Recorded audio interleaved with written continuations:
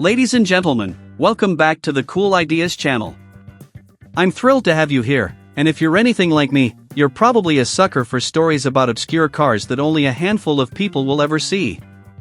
Kind of like that uncle who shows up at Thanksgiving with a story about meeting a celebrity, except this one involves 3 guys, a dream, and a car that sounds like a rocket ship. Now, before we launch into our tale, let me ask you, are you subscribed yet? If not, hit that button, because you don't want to miss the wild ride we're about to take. Plus, it helps me convince my mom that my YouTube career is really taking off. So, let's rev up the engines and dive into the story of Coachcraft, Limited. These guys were the dream team of the automotive world, formed by 3 ex-employees of Howard Dutch Darren after he sold his California business to Packard back in 1939. Bert Chalmers, Rudy Stossel, and Paul Erdos set up shop in Hollywood in 1940 at 8671 Melrose Avenue, where they crafted everything from everyday rides to the kind of cars that make the rich and famous drool. Now, fast forward to 1945. Enter William Hewson, a man with a vision and a pocket full of dreams, and, apparently, a lack of funds. He aims to produce the Hewson Rocket, a car that was supposed to launch us into the future, figuratively, not literally. He wanted to sell it for $1,000, sounds cheap, right?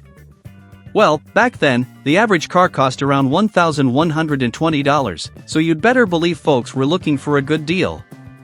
To put it in perspective, the average household income was $2,500, and homes were selling for about $500.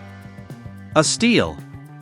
Back to the Rocket, Hewson didn't just want a fancy design, he went all out and threw a mid-engine flathead Ford the 5.8 under the hood, paired with a 3-speed manual transmission. So, this thing wasn't just for show. It could hit speeds of up to 90 miles per hour, 145 kilometers per hour.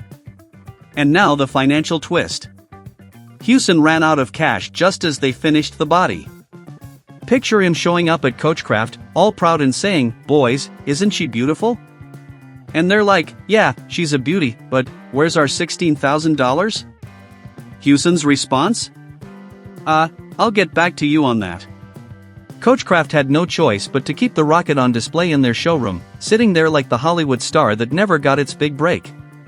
It eventually went to auction in 1959, selling for just $650 to a used car dealer in Minneapolis. That's like watching your prized vintage collectible go for the cost of an oil change.